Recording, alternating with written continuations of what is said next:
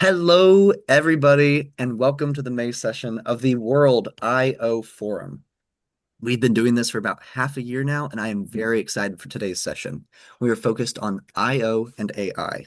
So, for the next hour, here's how things are going to go. We have some wonderful panelists who are going to be sharing their experience with AI, each coming from a different perspective, hopefully also disagreeing on some takes.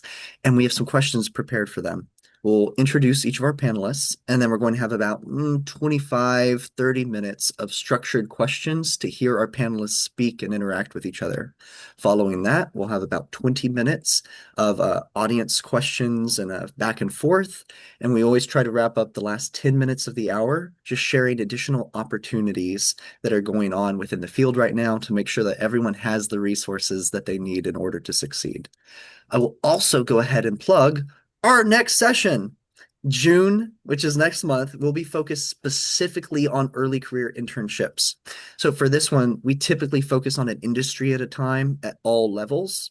This specific one, we're going to be focused on the role of internships, both for early career individuals, what they should be looking for, but also from the other side of, great, what actually works with internship programs from a manager's perspective? Let's not just have the job seekers focused on.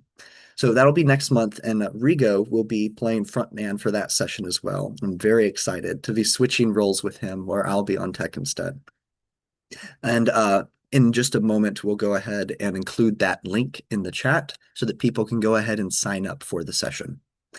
Now, without further ado, I need to introduce our guests here. We have Joseph Ha, we have Heather Morton, and Tim Gloa. Now, I could start telling you what's unique about each of these individuals, but honestly, why not let them say it themselves because they're here? In the same order, Joseph, then Heather, then Tim, if you'd like to introduce yourself real quick before we jump into all of our questions. Yeah, absolutely. Good afternoon, everyone. My name is Joseph Ha. I am currently a senior associate at KPMG, where we have the opportunity to serve our clients and stakeholders on their AI strategy and embedding certain AI tools within their ways of working. My specialty on some of these projects here is to handhold our clients throughout this process of implementing AI and also embedding certain change management protocols and enablement activities to help them drive the usage of AI, also quantifying the value over time post implementation. Happy to dive deeper into the details and our follow-up questions on there as well. Uh, Awesome. Heather, I'll pass it to you. Hey, I'm Heather. Nice to meet you guys. So, as my bio says there, I'm an IO psychologist and career coach, but here I'm going to be discussing my role with AI in the adjunct teaching sphere. So, I am really excited to get to talk about this at this panel. Batter up, Tim. There, I'm Tim. I'm Tim Gloa. I'm a recovering consultant. I was a partner at Grant Thornton, sold the business to EY, or to Deloitte, joined EY for a little while. I'm also a Doctor of Business Administration student at the University of Calgary. That's where I am right now in Calgary, Canada. Professionally, I'm really in the AI and HR space. I've created a couple of tools that are commercialized. One of them is an online career coach that can help even a job seeker or an employee figure out what they might want to do based on their skills and interests, and then make recommendations back to them. Really excited to be here. I'm not an IO psych person, so please take everything I say with that lens. Totally. And that's also, I would say, a feature, not a bug. I'm very glad that you're able to share, here's an AI perspective with that different Mm-hmm. background. And without further ado, let's dive in. Our first question is, how does your specific role or context shape the way you engage with AI differently from the other panelists, as much as you've gotten to interact and understand each other? Tim, because we're discussing it, I'm going to put you on the spot and throw you into the deep end, but all panelists, please feel free to just answer, speak up as you want. We're going to keep this, we're going to make this a fun panel. Yeah, so glad to. So I do come from this really from the practitioner seat. but grounded with a little bit of the research as well. And I'm a really heavy user. And I do expect, my small team to be using it as well, but also to do so responsibly. I've seen some stats, that a quarter or so of workers really don't use it at all. And I do a lot of AI training for organizations as well. And I am shocked at the number of kind of mid-career workers who really, they've touched it once. And I think that's also a problem. But so too is, I think, the other side, where there's an over dependence. And I don't want it to be a crutch to stop people from critical thinking.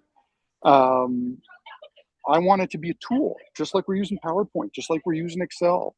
Um, I want people on my team, and this is kind of how I use it, is to use Claude Coworker to build a tool that might scrape a website in 15 minutes so that I can then spend the next hour thinking about that and using that data to make a decision.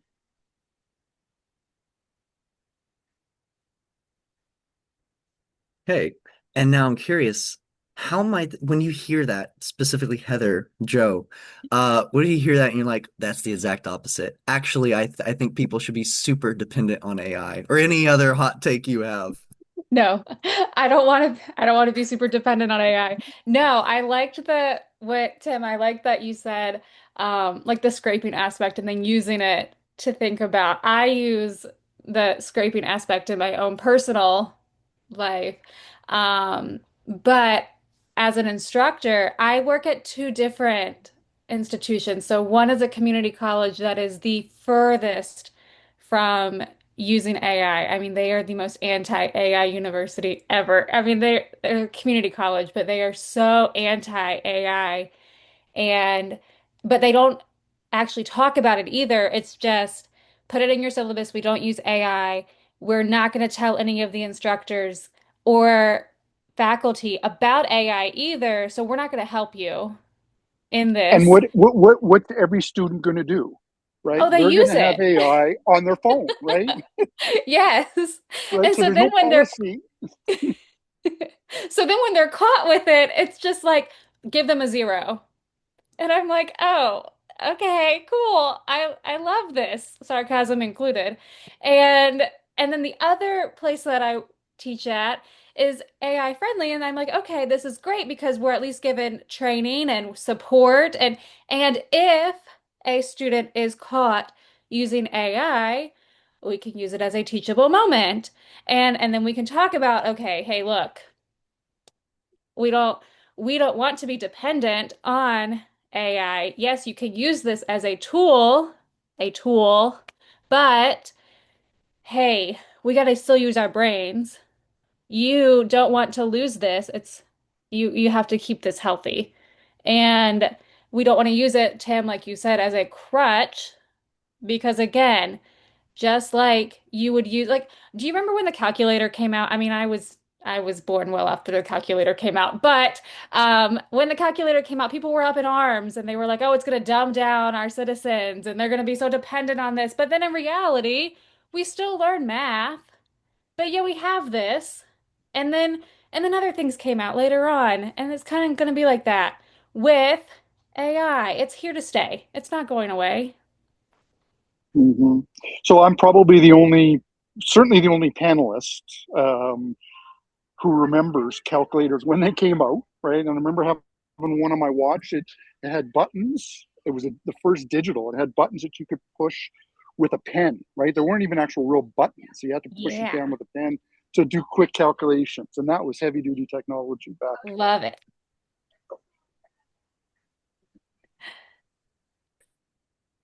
So I do resonate with that second half of AI being a tool that we shouldn't be over-indexed in and just using it as a tool as part of our regular workflows.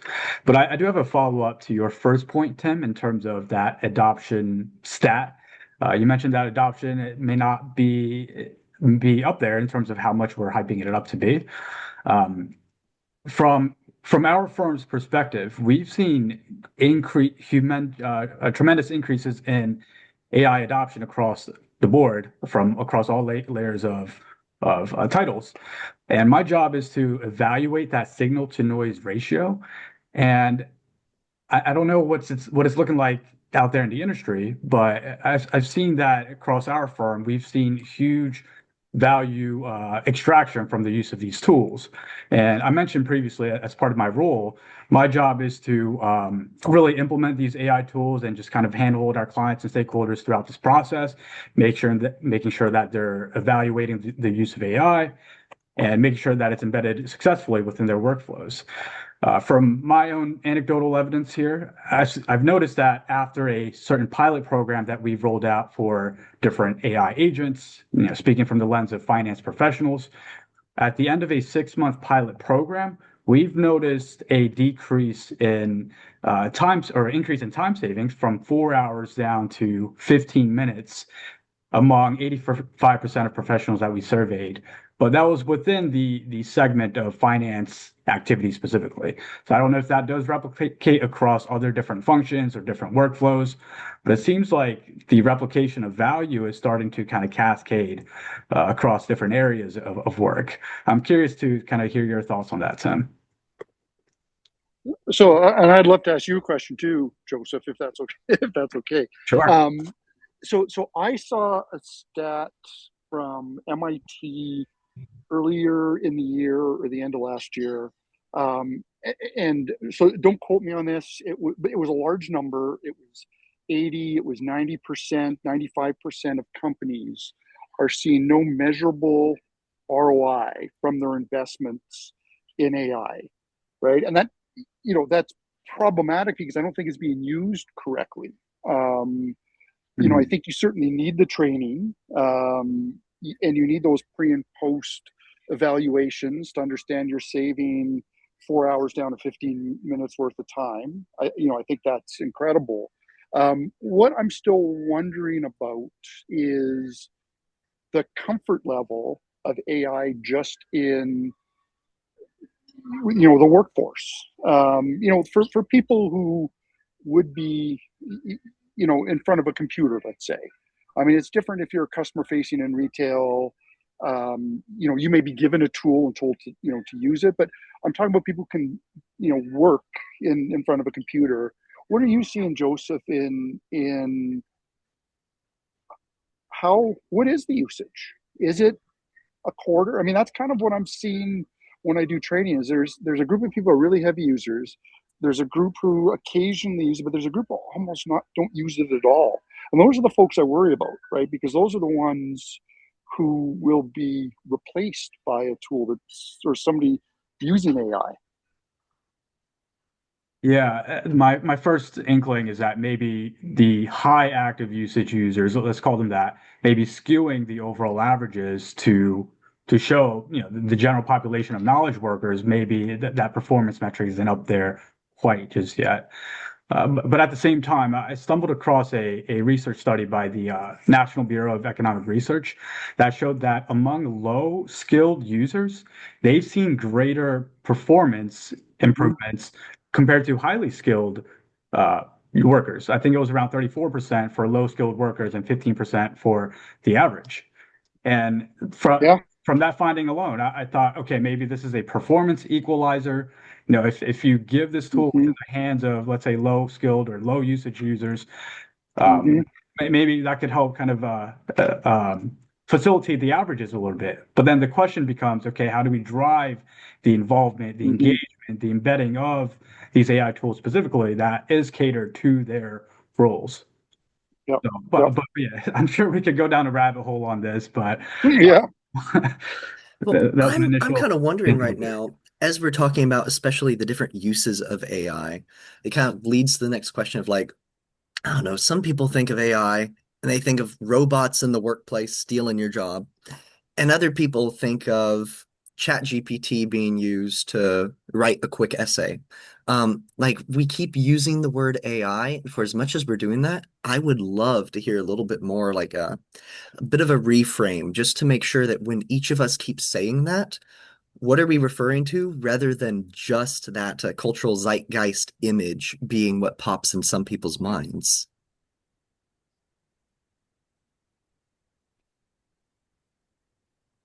So I can start here. I think we so certainly there have been um, job impacts from AI, right? We've really seen this from a lot of the big tech companies that may have overhired and are having 10, 20% workforce reductions, and that's terrible.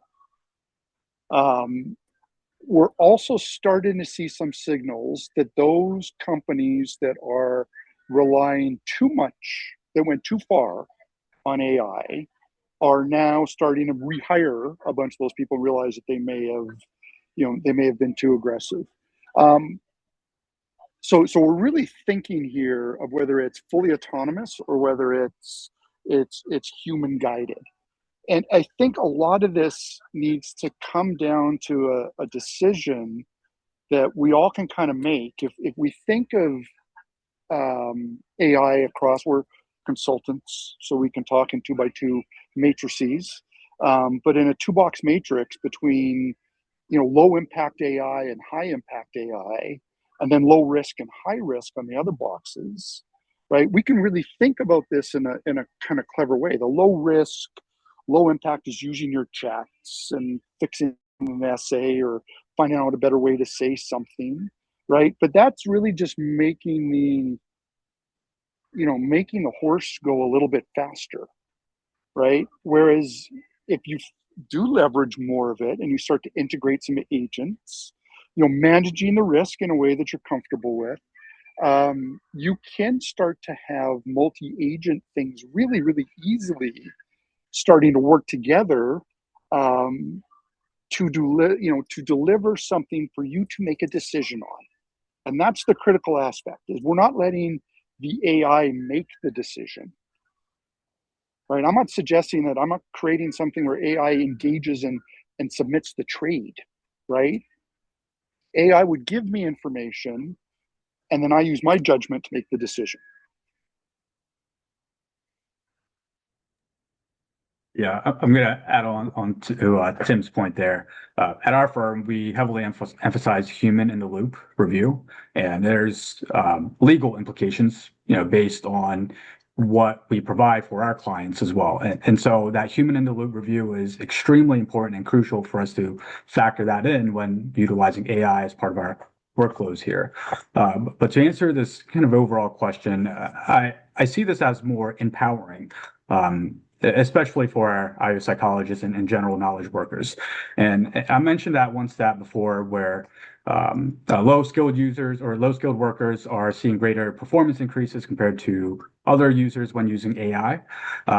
Because this tool could be that equalizing factor, I think we as IO psychologists, it's important for us to leverage the value of AI tools and embed that as part of our ways of working, but also incorporate the human elements that we are all very good at and have studied and researched for our academic backgrounds as well.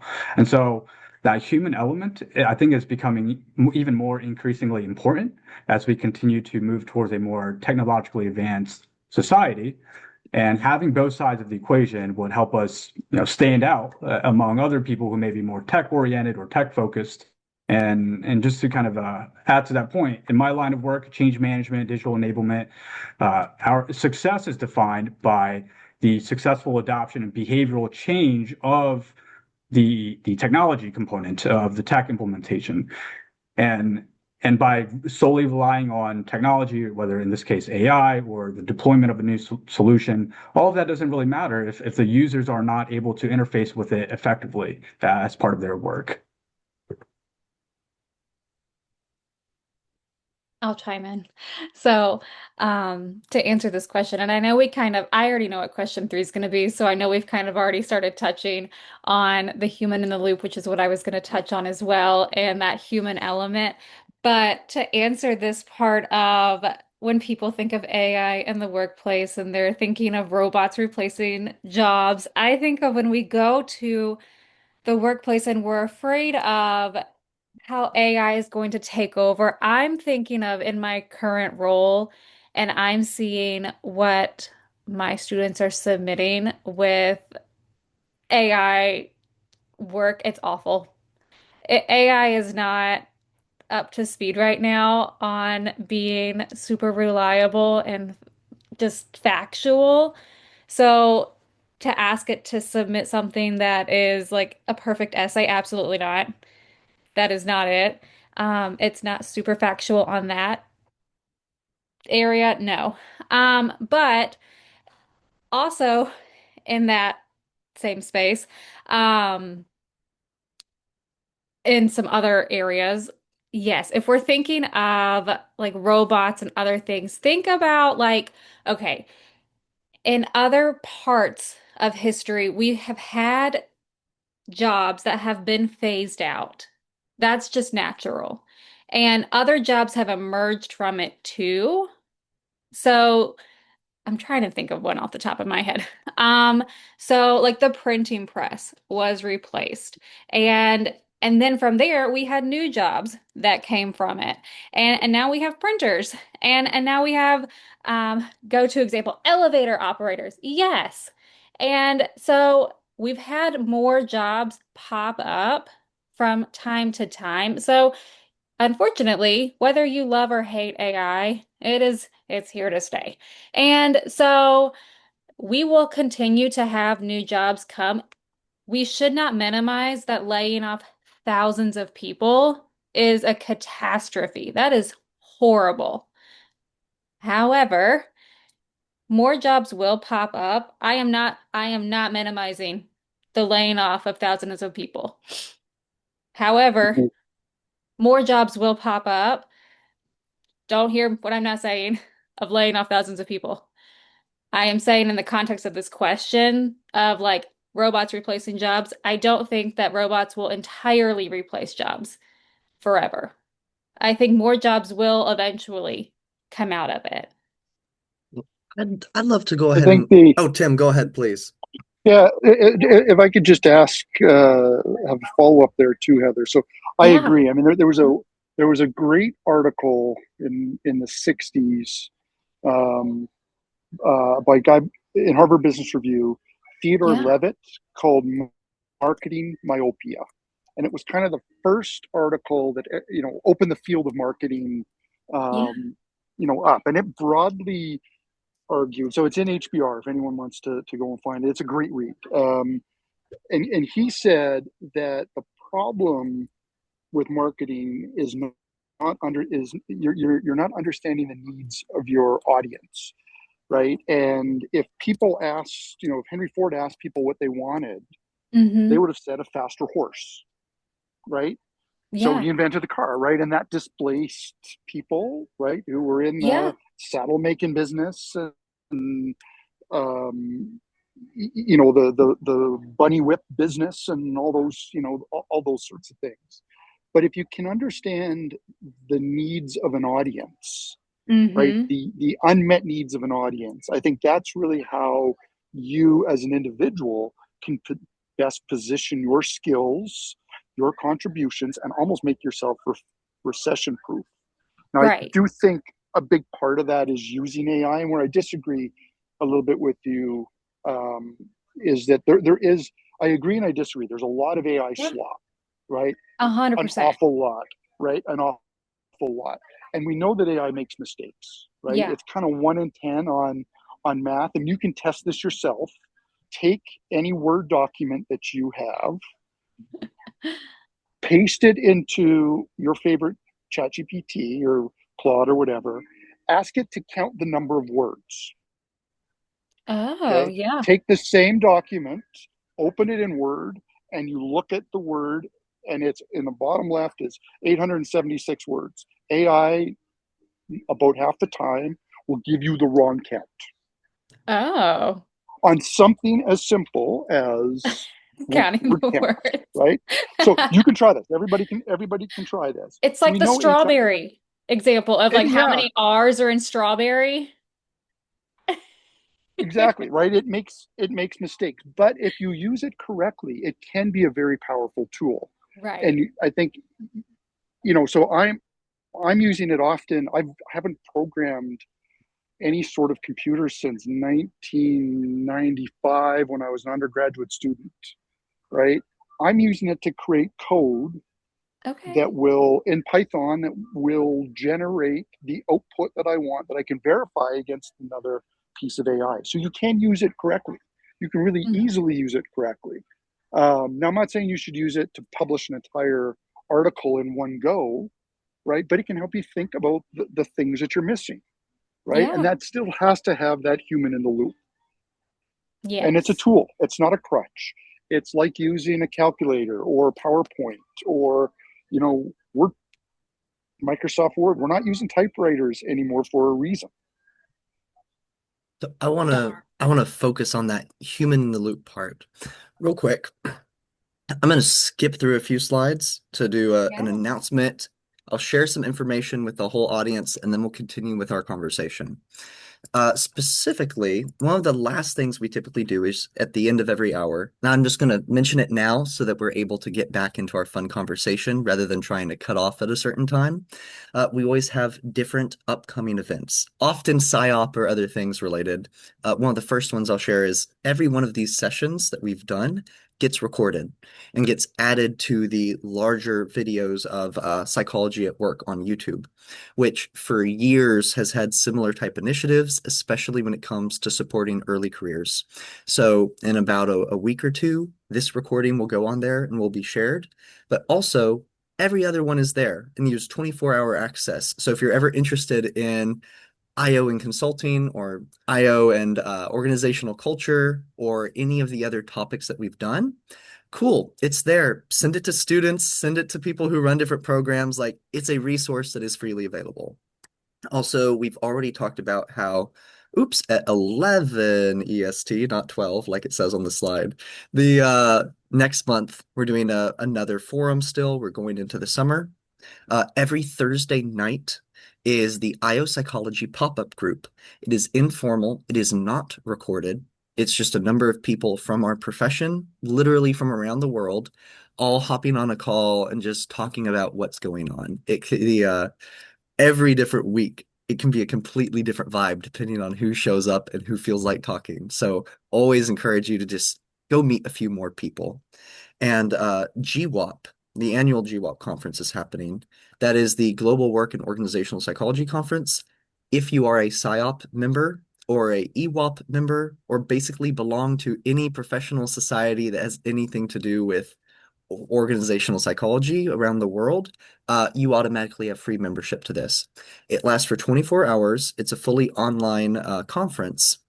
And we have speakers from all over the world that we will be presenting in different 30-minute or 1 hour chunks. So if you're ever wondering, like, what does this look like in other parts of the world?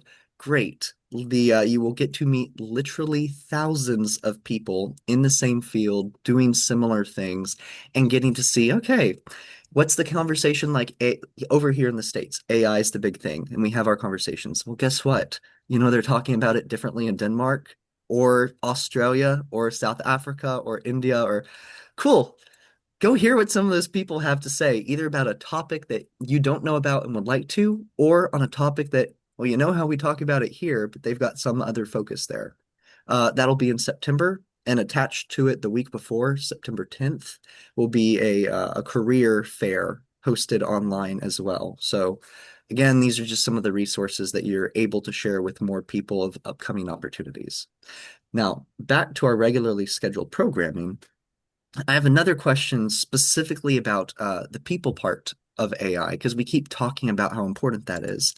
And I also want to open the floor, because we're at about the half-hour mark, for anyone who's attending and has questions. If you'd like to type your questions into the chat, we can start collecting those. So as our panelists are speaking, Rigo will occasionally say, hey, that aligns with this question, and try to share them as well. So our panelists will continue to answer these questions as we start focusing more and more on what our audience is interested in hearing about. But all of that said, we keep focusing on people. Like human-centered AI is the term that I often hear for it. And I think I've heard all three of you mention like how important it is that there's a person involved. Okay, devil's advocate. Why? Why do people matter in this whole thing? Let's go ahead and make that case before we continue our conversation of when do we need more people, when do we need less people, all that stuff. Why do we need human-centered AI?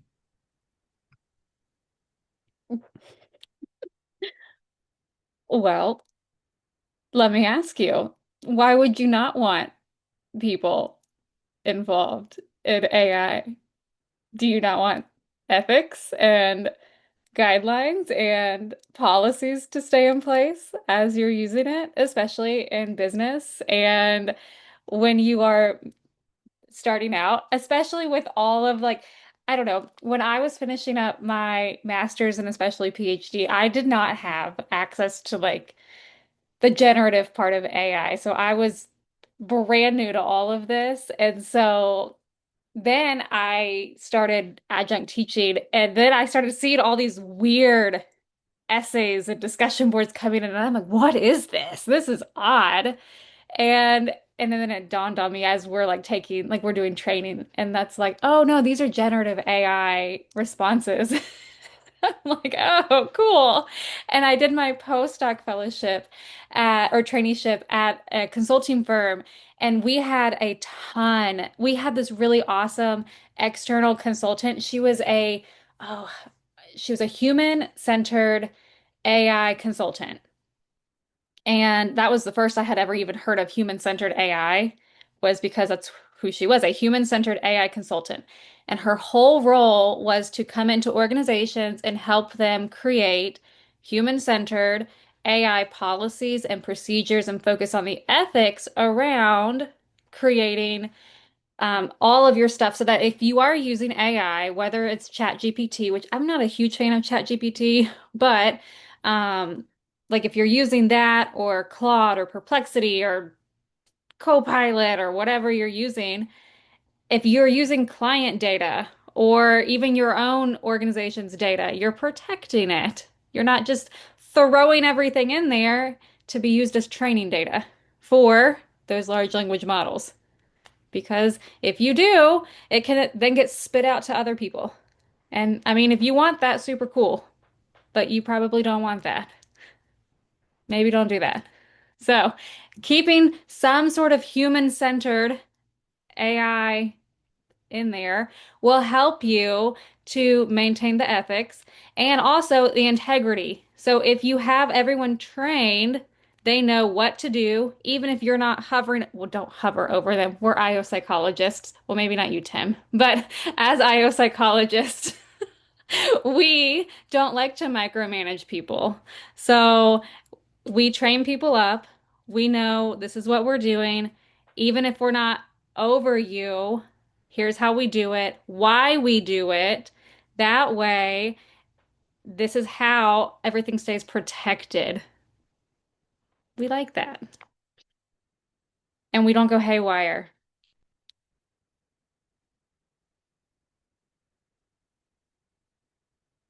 Tim, if you're talking, you're muted. I'm talking. I'm muted. So I think of this perhaps a little differently, and I'm interested from the audience if that's because I am a practitioner and not an IO psych person. Um, but when I think of this, it's almost like there's kind of two ways that we can think about operating through much of our work now. Um, Again, I think this primarily impacts knowledge workers, people sitting in offices in front of a computer or at home in front of a computer. I haven't really thought through yet if this applies, to Joseph's if challenge about kind of lower skilled workers, and it may. But I think if we think of it from the old way that we used to work with AI, right? The way we've kind of worked with it in the last couple of years, it's almost like we're paving the cow path, right? We're going down this path of usage. So we have our user, we type something into AI, we get some sort of response from AI, we process it, right? And then we have some sort of outcome, right? So humans do the work. AI is a tool that they may occasionally use. And where I think it's going to shift still has the human at the center, but I think in a more crucial role, is that we're going to see more organizations. And I think because of the way I've just described this cow pathway, that's why organizations aren't seeing any ROI on their AI investments, right? If we flip that and put AI first, um, where we have some sort of agent producing some sort of outcome that is then reviewed by a human, um, and decided on. I think that's going to be the model. I think that's going to be the direction of successful AI in the future. And the role of the human is just a little bit reversed. AI is going to do certain tasks or steps. It's going to scrape news and provide a report to you every hour or every 4 hours or whatever it is. And we shift from drivers to more orchestrators, right? We kind of control and pick and choose, what we're going to use and how we're going to use it. And I think that these are the companies that are going to lead. Companies that have this AI first operating model are going to be the ones that are going to lead.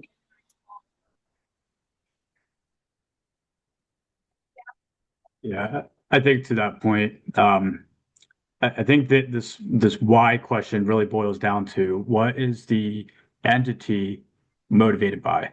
So I'm trying to recall my motivation theories from my IO psych background.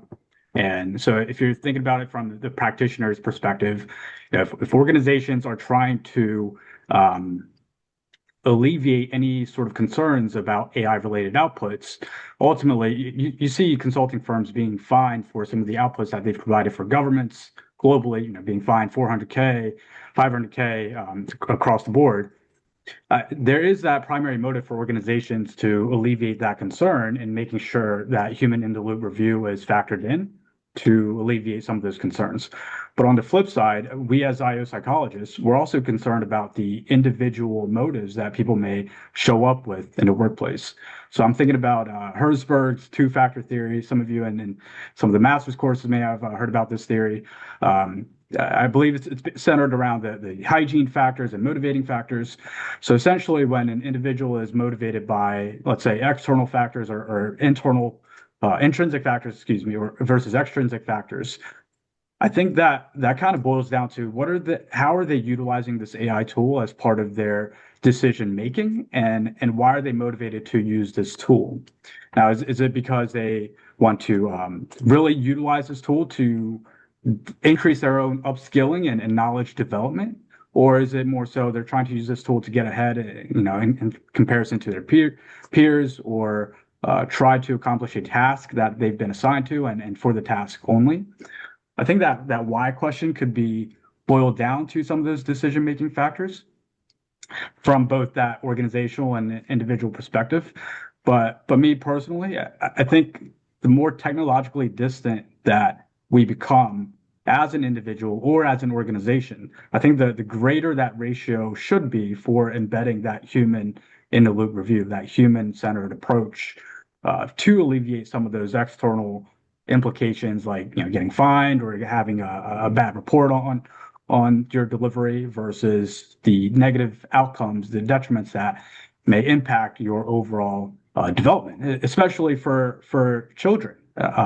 And Heather, I'd love to get your thoughts on what the research says as well. When children or students in middle schools and high schools grow up using AI, what are some of those kind of sideline effects that may be contributing to their development, their creativity, critical thinking, and decision making processes there?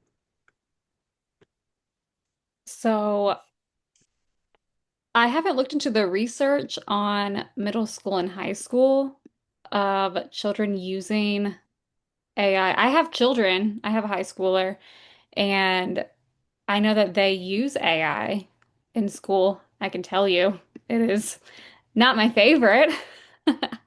It's not my favorite. I would love to see the research. That is something that I need to look into. But I can tell you from just looking at my students who are actively using AI on a daily basis or weekly basis, and like their comprehension skills of what we are studying and in our lectures and like their outputs and like their ability to complete the assignments, their reading comprehension skills, like their functional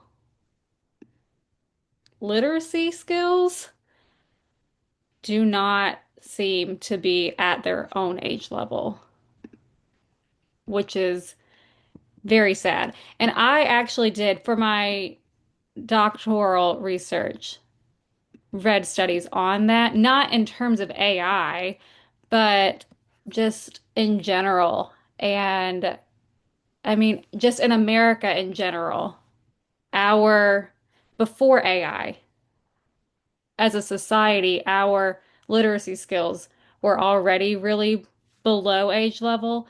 And so I would be very curious to see what it is now with the heavy use of AI. So that is something I'm going to put a note on my computer to look into. So, Joseph, thank you for that. Just adding to that. I mean, we know that AI makes mistakes, and I'm sitting here in Canada, and I can think of two major Canadian examples. The first was a lawyer who was arguing before the BC Supreme Court, Mm, and he was citing cases that were entirely made up. And AI is yeah. really good at that, right? AI is Hmm. really, when AI is wrong, it's confidently wrong, right?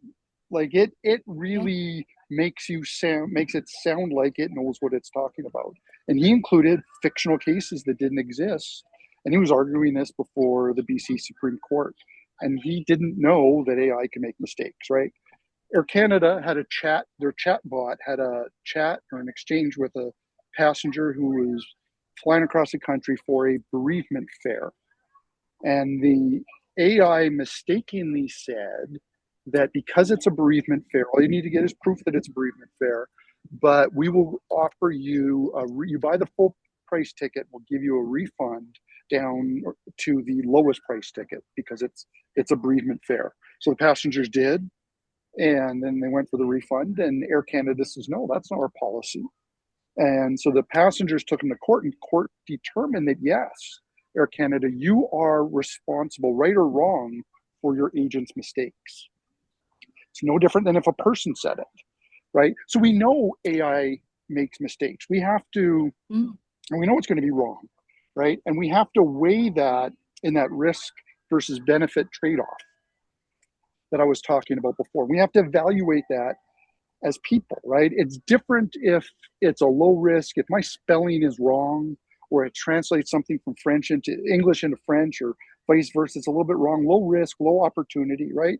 But if we're using this to detect cancers, right, or mm, something that far bigger and more important than the stuff we're doing, right? You need to have a different risk profile and tolerance mm. and rigor and things like that. So not all AI is the same, right? I think what we're Right. talking about is AI replacing tasks, right?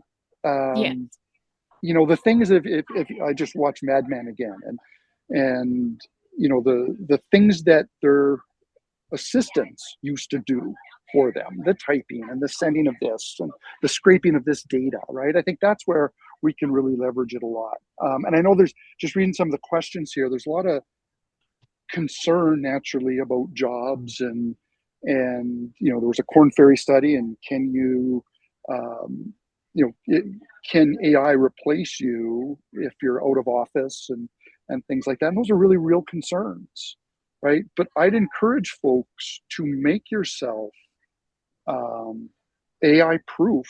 You need to have AI skills. Mm, You need to be using AI. You need to figure out ways to, within the constraints of your environment and your rules and your company's policies, but figure out how you can become not just AI literate, AI experts. mm. So There were I've got a a couple question of, now. oh, Oh, go Rigo, ahead, Okay. please. Shannon. Okay, I was just gonna say the two questions that are related that came from the audience are we unintentionally creating anxiety among employees by saying like this is part of your job now? And with that, Is there like a certain percentage of duties or responsibilities that if AI can do, then that renders this role replaceable by AI? So I think those two questions really lead us into question 4 about where implementation in AI fails. I'll just give a brief answer that I think applies from a systems perspective because I work with HR systems and implementing with people, and Hit that's us, Rigo. huge.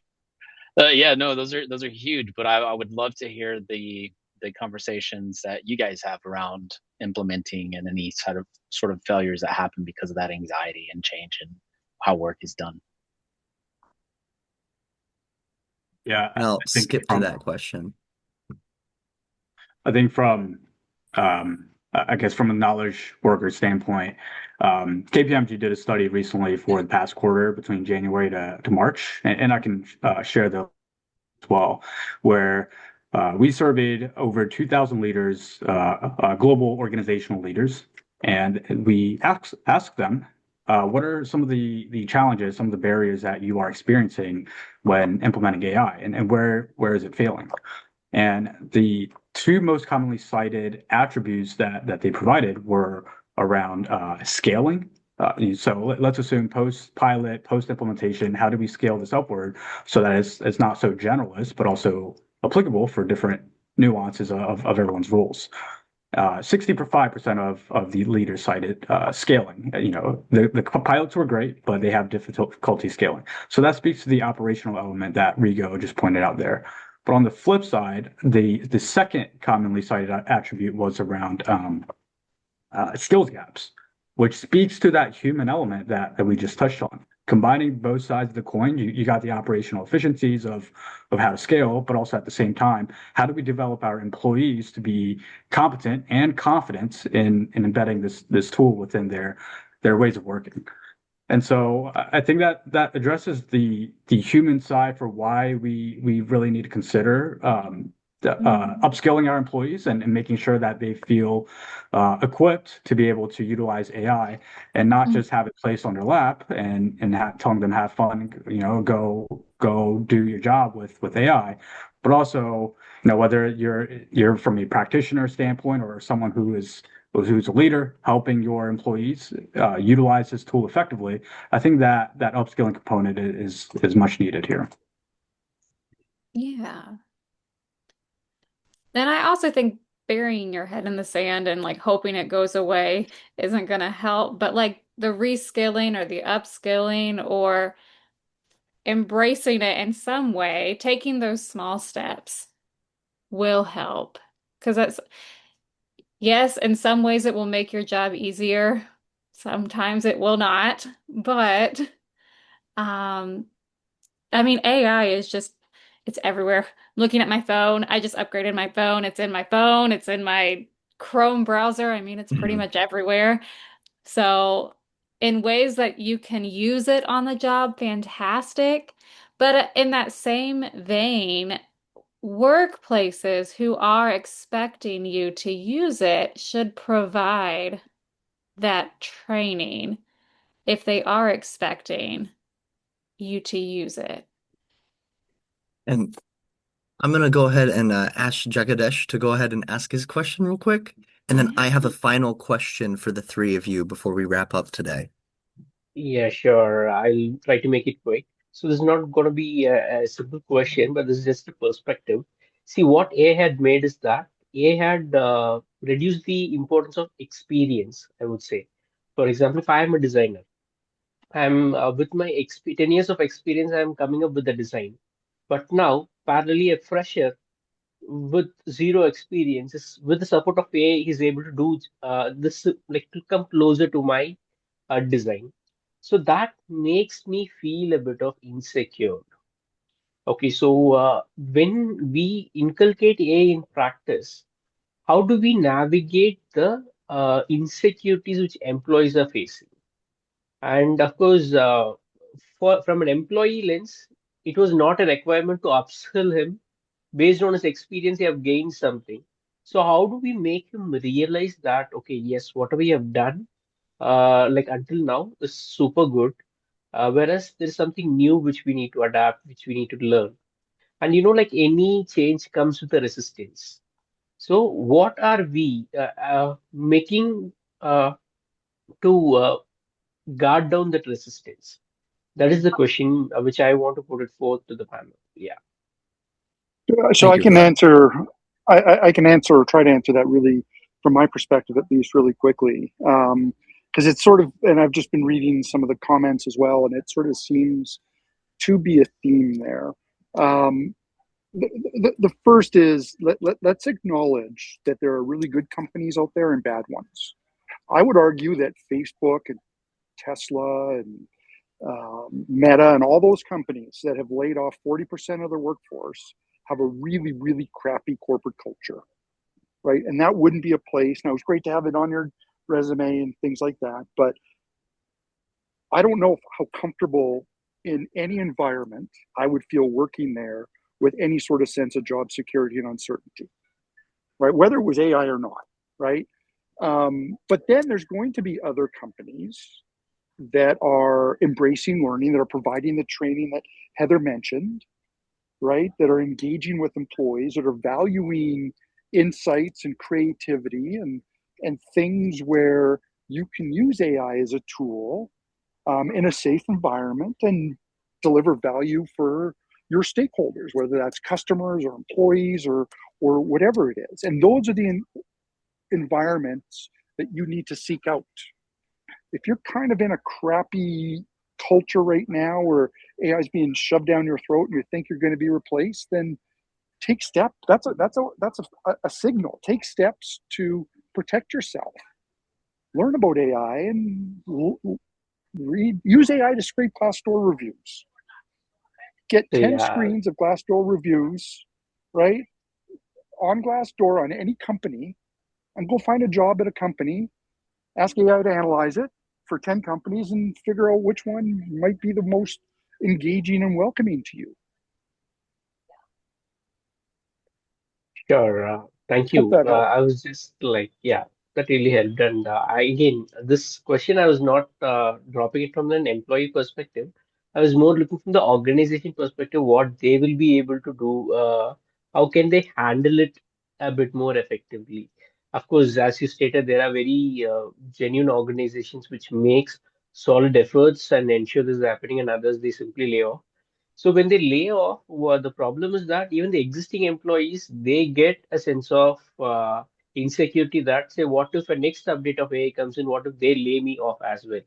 So that again, it doesn't create a healthy environment.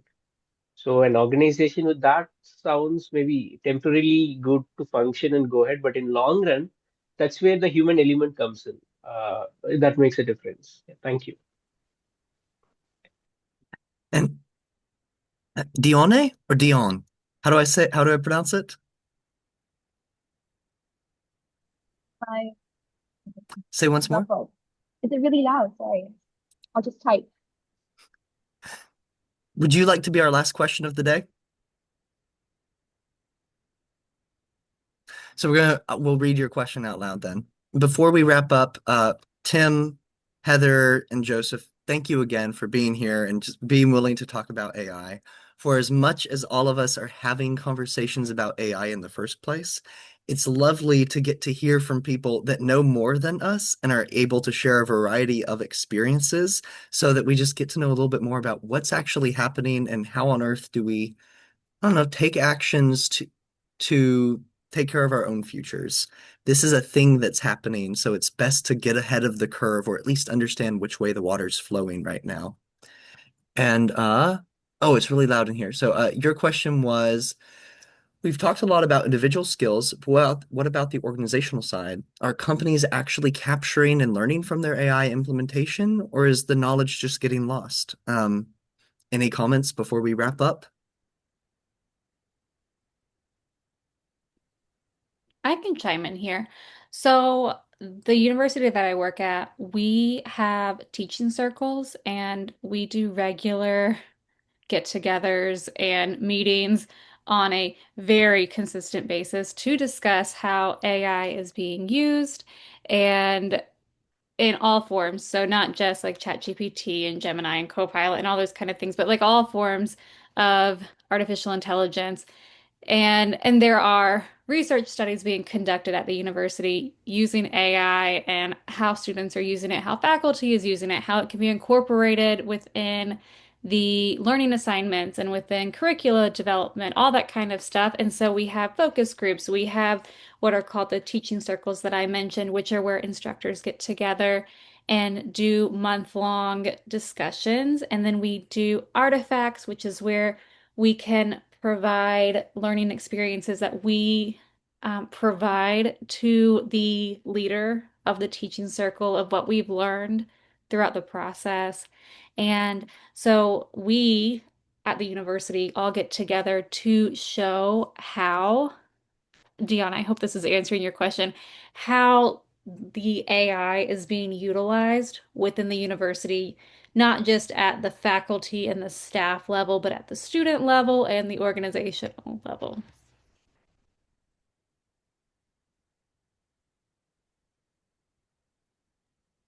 So I think the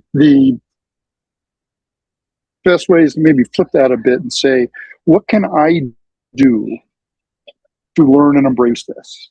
Um, and how can I use this as a tool to work more efficiently, subject to the constraints of our technology and guidelines and sharing data and all those sorts of things.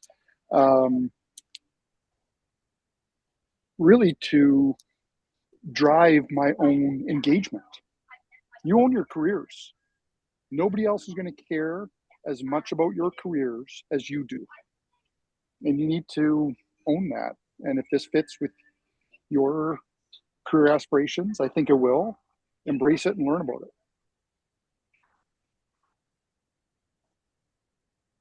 Joseph, any last word before we wrap up? Yeah, so I know we're coming up on time, so I'll keep this high level. But to answer your question, Dion, from an organizational standpoint, some of the lessons learned that I've gathered for the past couple of years on AI projects is continuously testing against some of the use cases that you're able to generate after implementing this certain AI tool.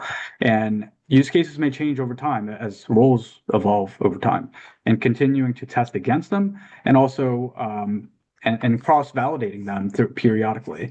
As a firm, we also incorporate a lot of those use cases that have been successful, reaching over a 75% success rate, into some of our learning and development documents or our learning portal, just making sure that users are continuously upskilled as we continue to evolve this technology here. So, All right. I told you that we would wrap up on the hour, and we are here. Thank you once again. Big round of applause to all of our panelists. This has been such a great time. I hope you all have a great rest of your day, and I look forward to seeing everyone next month at our next session.